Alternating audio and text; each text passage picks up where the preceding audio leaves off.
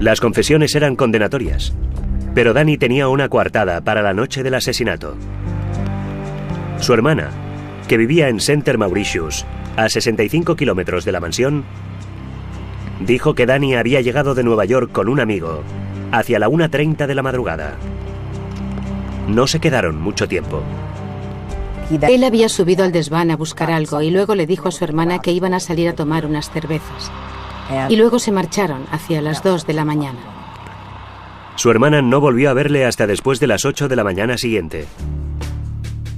Para la fiscalía, la coartada de Danny parecía muy poco sólida. El médico forense había calculado la hora de la muerte entre la 1 y las 5 de la mañana. Danny podía fácilmente haberse marchado de casa de su hermana a las 2, haber cubierto en 45 minutos el trayecto hasta East Hampton, haber matado a Ted y estar de vuelta en casa de su hermana antes del amanecer. La hermana de Danny no era tan solo una coartada poco sólida. También ofreció información incriminatoria sobre las actividades de Danny en aquella noche aciaga. Al despedirse, ella le abrazó. Danny llevaba una chaqueta de cuero. Su hermana notó algo en el bolsillo, algún objeto duro, y le preguntó: ¿qué está pasando aquí? Pero él le contestó: nada, no te preocupes, vuelve a la cama. El propio padre de Danny aportó más información incriminatoria. Dijo que el día después del asesinato de Ted, Danny le formuló una inquietante pregunta. Danny le preguntó: si tuvieras algo que quisieras quitarte de encima o ponerlo en algún lugar donde nadie pudiera encontrarlo, ¿cómo lo harías? No había arma homicida, pero las incriminatorias declaraciones de Danny bastaron al fiscal del distrito para entablar un juicio. En un caso que carecía de elementos tan fundamentales como el arma homicida, una confesión o unos testigos oculares, cuando careces de todas estas cosas, lo que necesitas de veras son testigos que puedan declarar contra el sospechoso, y eso es lo que hicieron. No habían presenciado el crimen, pero hablaron con Pelosi posteriormente, y él les había dicho claramente que había sido él. El 23 de marzo de 2004, casi 2 años y medio después de la muerte de Ted Amon, Daniel Pelosi fue acusado de asesinato en segundo grado. Con la perspectiva de cadena perpetua o 25 años de cárcel como mínimo, Danny puso su destino en manos del abogado criminalista Gerald Shargel. Nuestra defensa rebatirá la acusación y punto. No era la primera vez que el nombre de Jerry Shargel salía en los titulares. En 1990, cuando el gobierno intentó condenar al mafioso John Gotti, Shargel consiguió salvarle. El acusado recibiría gracias a él el apodo de Don Teflón, porque no se le pegaban las acusaciones. Sus honorarios no estaban al alcance de cualquiera, pero Danny disponía de $2 millones gracias a Generosa. La fiscalía se enfrentaba a un peso pesado de la abogacía y a un buen alijo de dinero. Pero parecía de entrada muy optimista al anunciar una novedad sensacional, el mismo día en el que debía iniciarse el proceso. Tenemos 2 testigos adicionales que esperamos testifiquen, unos testigos a los que el acusado ha admitido su culpabilidad. La acusación anunció que disponía de 40 horas de grabaciones realizadas en secreto en la cárcel con las conversaciones de Danny y otro preso, Clayton Moultrie. Al parecer, Danny había pedido a Moultrie que propinara una paliza a un testigo y que intimidara a los miembros del jurado. Le ofrecía $500 por diente saltado y ciertas cosas a cambio de una mandíbula rota. Esperando reducir su propia condena, Moultrie se lo contó a las autoridades, que le devolvieron a la celda con un micrófono oculto para que hiciera confesar a Danny que había cometido el asesinato. El acusado le dijo que había intentado romperle todos los huesos del cuerpo de aquel gilipollas y que le había golpeado con un bate de béisbol. Moultrie también declaró que Pelosi había formulado amenazas contra los hijos de la fiscal, después de haber leído sobre ellos en la prensa. Se lo enseñó al señor Moultrie. Había subrayado el párrafo donde le hablaba de mis 2 hijos y le dijo ciertas cosas. Hizo ciertas insinuaciones sobre lo que quería que les pasara a mis hijos. Pero la bomba más sensacional del caso todavía no había explotado. Durante el juicio, un testigo solo para adultos asombraría incluso a los amigos más íntimos de Ted Amon. Aquel tórrido culebrón estaba a punto de alcanzar el punto de ebullición. El 13 de octubre de 2004, casi 3 años exactos después del asesinato de Ted Amon en su mansión de East Hampton, el proceso contra Danny Pelosi empezó por fin.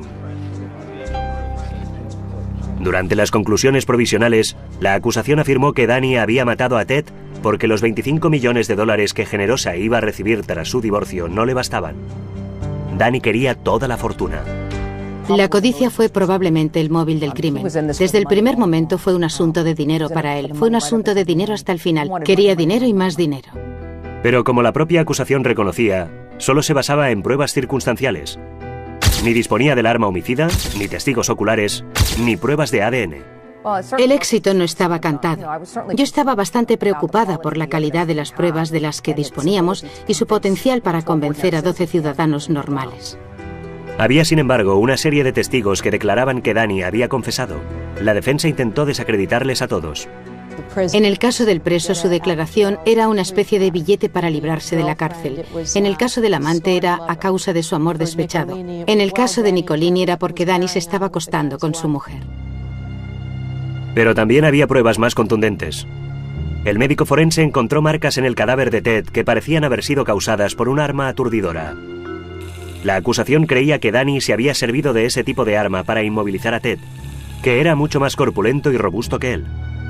Danny poseía una de ellas, por lo menos, y solía divertirse utilizándola con sus amigos. La utilizaba con los trabajadores en la obra, y yo le pregunté, ¿entonces te gustaba hacerlo? Y él me dijo, pues sí. Tras 6 semanas de declaraciones de 41 testigos, llegó el turno de la defensa. Según la defensa, Ted tenía una vida homosexual secreta y podía haber sido asesinado por un hombre con quien hubiera practicado sexo anónimo. Presentaron un testigo, Sam Wagner, invitado habitual en casa de uno de los vecinos de Amon. Wagner afirmó que se había topado con Ted, que hacía jogging una mañana de mayo de 1999. Ese tal Wagner dijo que había preguntado al desconocido, ¿quieres un poco de marcha? Luego dijo que se había llevado al hombre tras unos matorrales y había practicado sexo oral con él. Ni siquiera intercambiaron sus nombres. No me lo habían presentado hasta entonces. No tenía ni idea de quién era aquel hombre con quien había estado, pero cuando vi su foto en el periódico supe que era él. Para muchos observadores, el proceso ya no podía caer más bajo.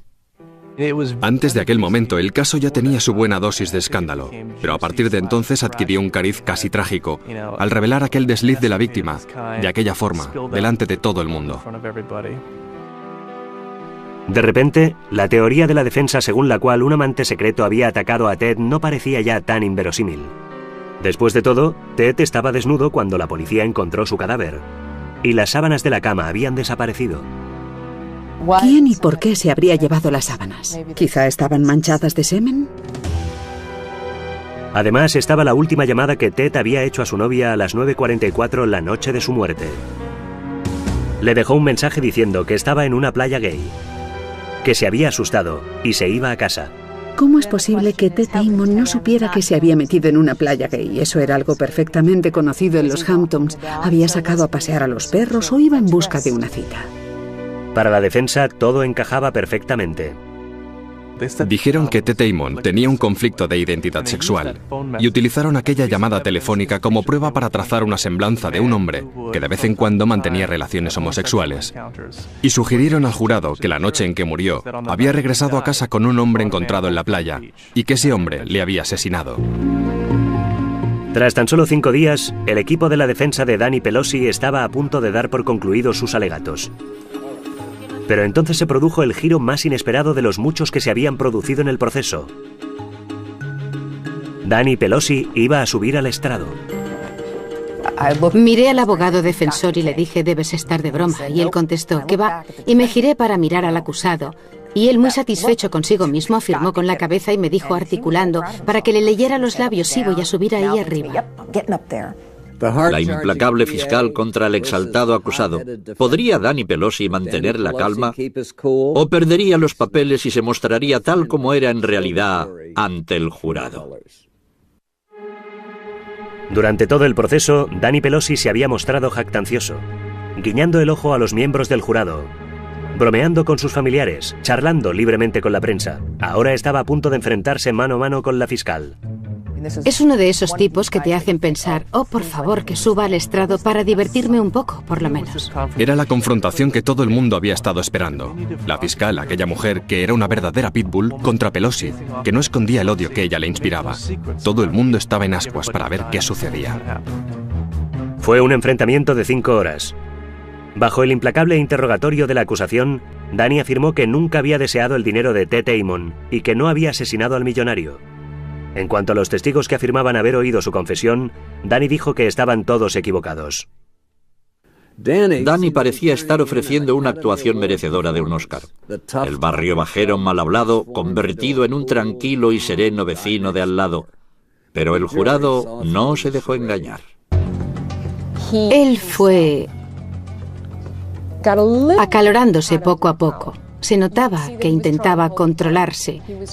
Hacía todo lo posible para reprimir sus sentimientos más íntimos, pero nosotros nos dimos cuenta.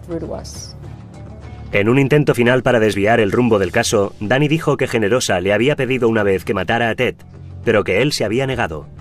Cuando le dijo al jurado que ella me pidió que matara a su marido, en realidad, en lugar de favorecer su caso, se estaba inculpando más que otra cosa. No creo que exista un servicio telefónico urgente para las mujeres demasiado consentidas que quieren asesinar a sus maridos. No disponen de un servicio así. Entonces, ¿a quién recurriría para hacer ese trabajo? Al día siguiente, durante los alegatos finales, los abogados de Danny sugirieron que Generosa había asesinado a Ted Amon. Una teoría que recapitularon ante la prensa en frente de los juzgados. Generosa era una persona llena de rabia y de odio. Danny Pelosi declaró anteayer que le había pedido que asesinara a Ted Amon y él se había negado, o sea, que estoy convencido de que no se puede descartar la culpabilidad de Generosa Amon. Pero la táctica no funcionó con el jurado. Lo del amante gay no ha colado. Entonces vamos a probar con la señora fallecida. En mi opinión, al final se aferraban a un clavo ardiendo. El jurado estuvo deliberando todo el fin de semana. El lunes por la mañana ya había alcanzado un veredicto. Casi todos los días la gente hablaba y se oía un zumbido en la sala. Pero en aquel momento todo estaba en silencio y la tensión y el nerviosismo se palpaban en el aire. Cuando entramos en la sala y tuvimos que leer el veredicto en el que le declarábamos culpable, creo que no había ninguno de nosotros que no estuviera temblando, literalmente. Cuando escuchó el veredicto que le declaraba culpable, Danny Pelosi, el hombre que siempre parecía tener algo que decir, permaneció por primera vez en silencio. Estaba llorando, tapándose la cara con las manos. Era la viva estampa de la derrota más absoluta. Finalmente, Danny fue condenado por la abundancia de evidencias. No fue por una prueba en concreto. Fue el conjunto de todas las pruebas. Janet Alberson nos dibujó el cuadro, pero fue el propio Danny quien lo firmó. Mes y medio después del veredicto, Danny Pelosi fue condenado a la pena máxima de condena perpetua, conmutable a 25 años de cárcel. Condené al verdadero culpable y me parece justo que le encierren en su celda donde nadie tendrá que seguir oyéndole. Ha recibido ya más atención de la que se merece y ha llegado el momento de cerrar la puerta dando un portazo y dejarle que se pudra en el lugar que le corresponde. Nunca llegaremos a saber el papel que tuvo Generosa en el asesinato de su marido. ¿Fue una simple marioneta en el plan de Danny o fue ella quien manejó todos los hilos? Es un secreto que se llevó a la tumba. Dominic Dunne para la televisión judicial.